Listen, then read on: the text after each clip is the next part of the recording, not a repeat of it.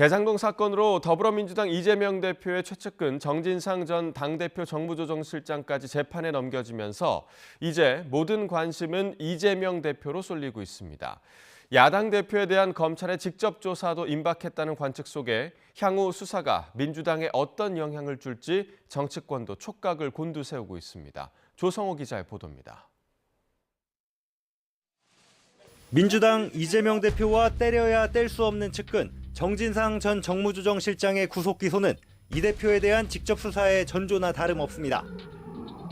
이 대표도 정치 검찰에 예견된 기소, 끝없는 이재명 때리기라 반발했는데 이 대표 연루를 암시하는 대장동 피고인들과 신경전도 거칠어지고 있습니다.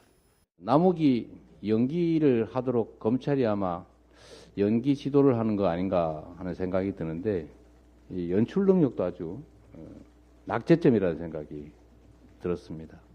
캐스팅하신 분께서 그 발연기를 지적하셔서 너무 송구스러워요. 근데 이게 이 작품은 이제 영화가 아니고 다큐멘터리라. 다만 이재명 측 지분이 있다는 게 화천대유 대주주 김만배 씨에게 들었다는 전언인데다 정작 김 씨는 인정하지 않고 있는 상황. 직접적인 증거도 드러나지 않아 정 전 실장 기소가 이 대표 리더십에 당장 타격이 되진 않을 걸로 보입니다. 실제 당내에선 단일 대우를 유지하면서 이 대표를 지키는 데 주력할 때라는 분위기가 우세합니다. 재판이 진행됨에 따라 신빙성 없는 진술이 잇따라 탄핵당하게 될 것입니다.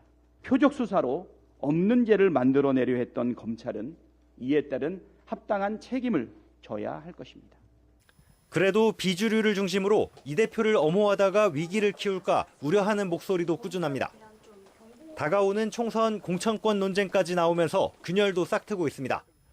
당이 공천을 했고 그 당의 공천권을 누가 지느냐의 문제를 놓고 당대표 문제가 항상 논란거리가 되지 않았습니까? 공천권을 당대표가 갖지 않고 국민에게 돌려주는 디지털 정당으로 가야 된다. 검찰의 정치 탄압 또 이런 표적 수사에도 불구하고 당을 안정적으로 운영해 왔다고 생각합니다. 난데없이 공천권 얘기가 왜 나오는 것인지 그건 좀 이해하기 어렵습니다. 여야 정쟁도 더 격해질 수밖에 없습니다. 민주당이 정기국회 직후 곧장 임시국회를 이어가려는 것을 놓고 여당은 이재명 방탄용이라고 비판했는데 정 전 실장 공소 사실을 근거로 공세 수위를 한층 끌어올릴 기세입니다. 대장동 사건과 이재명 대표의 연관은 부정할 수 없는 단계입니다. 검찰 수사가 연출이니 창작이라며 위선을 떨고 있지만 이는 수사에 대한 두려움의 허세일 뿐입니다.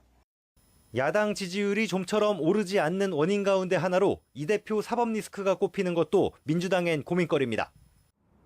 오른팔 왼팔 모두 법정에 서게 되면서 이재명 대표 본인에 대한 수사도 초읽기에 들어갔습니다. 수사 국면마다 민주당에 미칠 영향은 작지 않을 거란 점에서 여의도 정가는 검찰 수사의 촉각을 바짝 세우고 있습니다. YTN 조성호입니다.